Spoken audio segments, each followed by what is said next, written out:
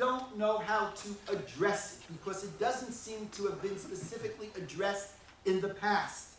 When something is too wondrous, continues the text, Ve'kamta ve'alita el hashofet asher yihye bayamim hahem. You shall rise and go to the judge who will be in your generation. I want you to think about those two psukim. She'al avicha v'yagetcha, zikenecha v'yomulach. It's a statement of past. Ki palei mimcha davar v'kamta ve'alita el hashofet asher yihye bayamim hahem. Go to the judge of your generation. Ask the Midrash, who then am I supposed to go to? A judge who's no longer living, if it's a new matter? Says the Midrash, Yiftach b'doro kishmuel. Maybe in your generation, they may not be as great as previous generations, but for that generation, that Yiftach is the greatest. That speaks about present into the future. And my sense is, from my travels throughout the country, that people are looking for a Judaism that is rooted in history, in tradition. Yes, I would argue, whether it is an obvious search or a latent search, I believe that people are searching for a halacha which has that anchor, that rootedness, that tradition, that history, in the spirit of She'al avicha v'yagetcha zekenecha v'yomulach, with one proviso. The proviso is that it's not stagnant. In the same breath, people are looking for a fluidity in halacha. El hashofet asher yihye bayamim hahem. Go to the judge of your generation as long as it has clear parameters. I want to repeat that. What I find is that people are looking for a rootedness as long as it's not paralyzed. In the same breath, people are looking for a fluidity, but they don't want an evolving system that has no boundaries and no parameters whatsoever. This, I believe, is the dialectic of Masorah. Built into Masorah is clearly a connection to the past. Clearly, you have built-in She'al avicha v'yagetcha zekenecha v'yomulach. In Pirkei Avot, it opens up by telling us how Moshe transferred the Torah to Yehoshua. U'misara v'Yehoshua. Now, misara is different than nitana. It could have said u'nitana v'Yehoshua. My sense is that nitana latek means that I give it to someone and it's no longer mine. If I'm giving you something, correct? Hadassah, it's yours. It's no longer mine. But if the verb is misara, that's something different. It means I give it to you, but the receiver is still connected to the giver. So when in Pirkei Avot it says u'misara liYehoshua, that Moshe was moser the Torah to Yehoshua, it meant it was Yehoshua's, but it was still connected to Moshe. She'al avicha v'yagetcha zekenecha v'yomulach. Yehoshua was very much a continuum of Moshe. But built into Masorah is another meaning. The term, I believe, also comes from the word, Masorah comes from the word sur, samach vav resh, sur, which is a term which denotes movement. Movement. In the Gemara, Eidei Mesira, Kati, Sur Meirah, Sur Moshe is at the sneh. And what does he say? Asura na ve'ereh. It denotes movement. It denotes, I would use this phrase, to step away, to step from, to recognize that one should not be frozen in time. What distinguishes modern Orthodoxy is that its mission to bring ethical monotheism into the world through the Masorah is a dialectic of rootedness, and change. And it achieves this through a halacha, which affects change through what I would call progression or interpretation. Let me explain. Let me explain each. Progression is basically my own view. It's basically the view of the Rambam. Rambam argues that the Torah is the ideal. The Torah is the ideal. The Torah is the ideal. The purpose of Torah is Kedoshim to you, to be holy, Banshei Kodesh to you, Li, Vasitim HaTov VaYashar. The Torah is the ideal. But we're living in the real world. And the journey from the real world to the ideal world is a very long way. You don't get there all at once. The ultimate ideal is the time of redemption, is the time of Mashiachiyut. Let me give you an example. Consider the Torah Shebachtav's position on polygamy or slavery. Clearly, this is not the ideal, as it flies in the face of every person being created b'tselem Elokim. Tselem Elokim means when I look at you and you look at me, we see what we see, but if we look deeply into each other, do you know what we should see? We should see a little bit of God. And as God is infinite and endless in value, so too every human being has infinite and endless value. So clearly, polygamy, clearly slavery is not the ideal. It's contrary to everything that Tselem Elokim is all about. Still, given the culture of biblical history, polygamy and slavery were tolerated. But in time, Rabbeinu Gershon comes on the scene, and he introduces his takana against polygamy, and slavery is, of course, no longer part of our parlance. It is, in effect, outlawed.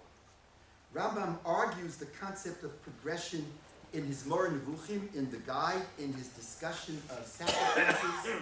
There he writes the following, and I quote, "Many things in our law are due to the fact that a sudden transition from one opposite to another is impossible. And man, according to his nature, is not capable of abandoning suddenly all to which he was accustomed."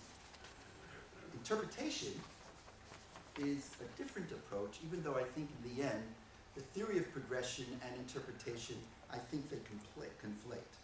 But for now, I'm presenting them as separate theories.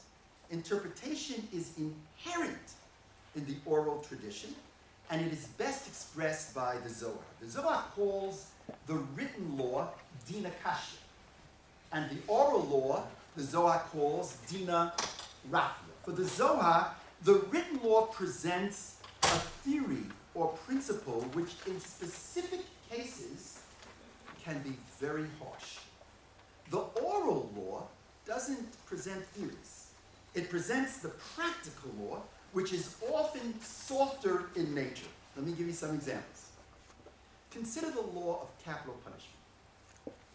The Torah declares in countless cases, I think it's 36 or 37 cases, I'm not sure of the number, I've got to Google it, but in many, many cases, the Torah declares for an offense that the penalty is death. So the Torah says things like, Mikalel aviv v'imo, if someone curses a father and mother. Makei aviv v'imo, if someone hits a father and mother. Penalty, mot, yumat, the penalty is death. Yet, the Talmud offers opinions that a court which kills once in 70 years is a killer court. And Rabbi Akiva and Rabbi Tarfon, in the 10th mission of the first parak of Makot, they declare, Ilu hayinu b'Sanhedrin lo neherag adam le'olam. Of course, there are those who dispute with that. But their position is, we would put no. And when you read Talmudic law, it becomes clear that it's almost impossible for there to be capital punishment. You need two witnesses. You need 2 witnesses to offer a warning. You need 2 witnesses to offer the specific kind of death penalty if one transgresses. And you need 2 witnesses to actually be there. Circumstantial evidence is not enough. If A is running into B, A is running after B into a cave, and there's one door for egress and regress, and A is running after B with a knife, and 2 witnesses are running after them, and B runs into the cave and A follows B, and the witnesses come a few seconds later, and they come into the cave, and A is standing over B with a knife in his hand, and the knife is dripping with blood, and B is dead. Not enough to do that. Not enough for capital punishment. That's interpretive law. Now, how can one reconcile the apparent harshness of the Torah law that over and over says mot shumat on capital punishment with the oral tradition? And here's what I'd like to suggest. Torah law represents a teaching that if one hits or curses a parent, it is so horrific, one is deserving of death. But we are not parents. We are not written law Jews alone. We are written law Jews based on the interpretation of the oral law, based on the interpretation of the rabbis. And in practice, capital punishment was virtually non-existent. Rabbi Yosef Kanevsky, who really is one of the most articulate spokespersons of modern Orthodoxy, who served here at the Bayit and now is one of the great rabbis in America serving at Congregation B'nai David in Los Angeles, summarizes this approach to Mesorah and Halacha. And this is what he says if you'll turn the page, 2nd paragraph. These are his words. It is unmistakable that our received tradition instructs us to continuously reflect upon our long-standing practices. Every word here counts. For the fact that a given practice is long-standing can point either to the conclusion that it is worthy and good, or to the conclusion that it is overdue for a reassessment, as it represents a premature plateauing in our constant ascent toward God's ideal. That sounds like the Maimonidean progression concept. And so I would add, or it begs for reanalysis, reinterpretation, the interpretive view. To change is not to breach the Mesorah. If anything, the opposite is true. We have received tradition regarding the means and the methods of change as well. The process is characterized by cautiousness and consensus building, care and community. But we need to be wary of those who brandish the term Mesorah as a weapon against any change that doesn't suit their political tastes. They are abusing the term and leading us backwards. What distinguishes modern Orthodoxy is that its mission to bring ethical monotheism into the world through the Mesorah halachic is what distinguishes modern Orthodoxy is that its mission is to bring ethical monotheism into the world through the Mesorah halachic dialectic of rootedness and change. That's how we're different. On the one hand, modern Orthodoxy is more rooted than denominations on the left. And we're going to talk a little bit about pluralism in our next session. And so here I present this with great respect as an unapologetic pluralist believes in dialogue with conservative and reform colleagues, as well as in dialogue with those on the Orthodox right. That doesn't mean we can't disagree. So I'm just putting forth the areas of differences. We're more rooted than the denominations on the left. I'll tell you how. Unlike the conservative movement, Orthodoxy, modern Orthodoxy, is based on heteronomous law. Heteronomous law is a law that is external to humankind, a God-given law, Torah Misinai, to which Jews are subservient. I'll give you an example, a very difficult law. The Torah says that a Kohen cannot marry a Grusha. A Kohen can't marry a divorcee. It's very common. There have been tshuvot. The rabbis understood how painful this is, and so they tried to interpret that law. How do they try to interpret it? When someone comes to me with this question and they're madly in love, it's happened very, very often in my rabbinate, very, very often. What do? You really want to check to see, is this person really a Kohen? Moshe writes tshuvot about when we could assume that although this person thinks he's a Kohen, he's not a Kohen. He talks about that. Or maybe this woman isn't a Grusha. Rabbi Moshe Feinstein actually has a tshuva in which he argues, and I don't think this was meant as anti-conservative or reform as much as it was meant to deal with issues like the one I'm talking to you about, that a marriage that is performed unhalachically is not a marriage, and therefore the woman may not be divorced. But in the end, it's just recently occurred. After I did somersaults to find some solution, I couldn't find it. Heteronomous law says, you know what?